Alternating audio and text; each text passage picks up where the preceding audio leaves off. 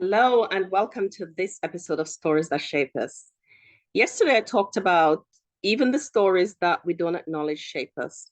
So, I talked through that yesterday about some of the stories that we are sometimes afraid to acknowledge, that they still have an impact on how we do our lives. They still sometimes dictate our actions, even though that's not what we want, but because they're there, they're written in, and they're in our subconscious mind, they still have an impact. We do things sometimes that we don't understand why we're doing them, but we're doing them. And it's really important that we get to know as much of ourselves as we have access to, and that we don't allow ourselves to stop ourselves from learning. We want to learn as much about ourselves as we have access to, right? So today I'm talking about what are your stories? What are the stories that have shaped you? Do you know those stories? Do you know what they are? Are there any that you are afraid, uh, that you are fearful of allowing to come to your conscious mind? There are times when stories will come that might rock your world a little bit, but that's okay. As long as you have a solid support system, then that's okay. You can manage it. You can manage and talk about it, understand what it means so that you can move on. But one of the things that it won't allow you to do is to forget about it or not do anything. And sometimes you might not need to do anything. I was home one day. I think it was early in the morning, because sometimes that's when I will, because you're at rest, your mind is at rest, it's not working. And so it's the perfect time for me to hear God, for me to hear and to hear myself, hear what's going on in my subconscious mind, and the things that comes to the surface. And I was here, and one story, the Lord just brought somebody to my mind that I knew when I was 15. Somebody that was really kind to me and did a lot of kindness. And I'd forgotten about her over the years and not really kept in touch, or I didn't really know how to keep in touch. That's for one. But I didn't remember the story surrounding me knowing this person, because it wasn't a happy story. And so when she came to mind, when she just came to my conscious mind, just like I wasn't thinking about it, hadn't thought about it for years, and she just came to my conscious mind. I'm like, whoa, I remember that. Yes, those things did happen. And then the connection starts to happening. The reason why I was there, the reason why I knew her, the reason why I benefited so much from her kindness and her grace, the reason why the 15-year-old needed it, and how much it was, the blessing it was to the 15-year-old, and how much it shaped to a large extent the woman who I was and the things that I was doing. And I had to be with a lot of story that just kept from that one. It was like a snowball effect. A lot of other stories were coming around that time. A young woman, teenager, defining time in your life.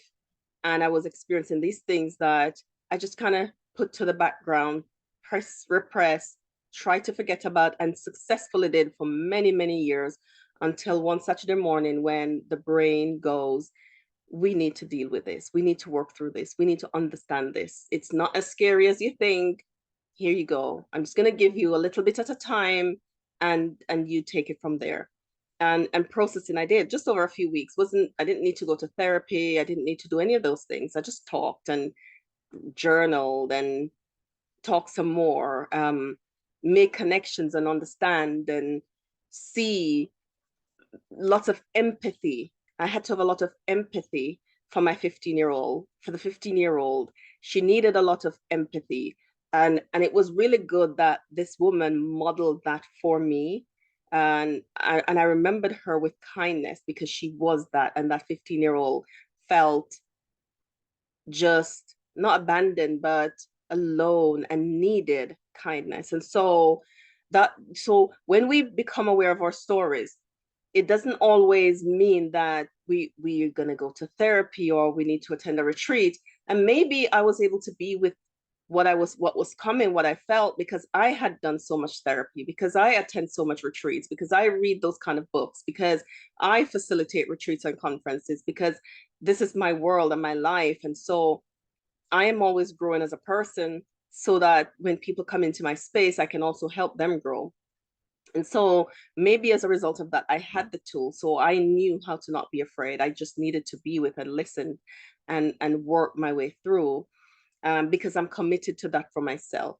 So those are some of the things that it might take when you become aware of your stories. So become aware of as many stories as you can. We can't force the process. You just have, as long as you're a willing student to learn and understand about yourself, then the stories will come. My children teach me a lot about myself. When I see my daughter became 14 and 12, and I saw her going through the stage, the teenage stage, that phase in life that was so difficult for me, I wanted to protect and care and be gentle and kind and soft and compassionate and all the things for her, because I wanted, when she got through this phase, that the stories that shaped this phase of her life would be so different to the stories that shaped the phase of my life for me. And that was a part of me loving my 15-year-old, 14, 12-year-old self, right? So the stories that shape some of here is where you can probably find some of the stories that shape you if you don't know them. They are sometimes your mother's story, your father's story, the stories that are told from the generation above, the stories that are shown up in how they treat you, how they respond to you, how they deal with you. Sometimes it's the stories from your caregivers, how they love, their ability to love or inability to love. Sometimes the stories that shape us is in our community. The community that you grew up in sometimes hold the stories that shape you. And so if you go back, what kind of community did you grow up in? Sometimes we romanticize it. Some people just don't want to remember. But what we need to do is to be with the story as opposed to romanticize it. What kind of story? I grew up with some traumatic stories from neighbors, not because the trauma was happening in my own home, but as a child experiencing it and hearing it traumatized me. So I had some of those unpacking to do, lots of fear because of the neighbors and what they were doing, right? So stories, the things that happen in our community create stories that shape us as well. The stories about your family, how your family is viewed in your community, the things that are said about them, sometimes things that your uncle did, your cousin, your brother, your grandfather, that caused the family to be ostracized and isolated. How have those stories shaped you? If your family was the prominent family in the community, if your father was the elder at church or the pastor, how have those roles that your parents play helped to create stories that have shaped you today? Okay, the things that you went through and the things that people say about you, what were those things they helped to shape? The names you were called and the part they play now in shape how you're living. Because sometimes those names that we're called are negative, not positive, and they operate as guides and shape our very existence when somebody calls us certain names. Are the stories from the past dictating the choices you make today? And that's the real pivotal question for you to answer. Are those stories dictating how you do life today?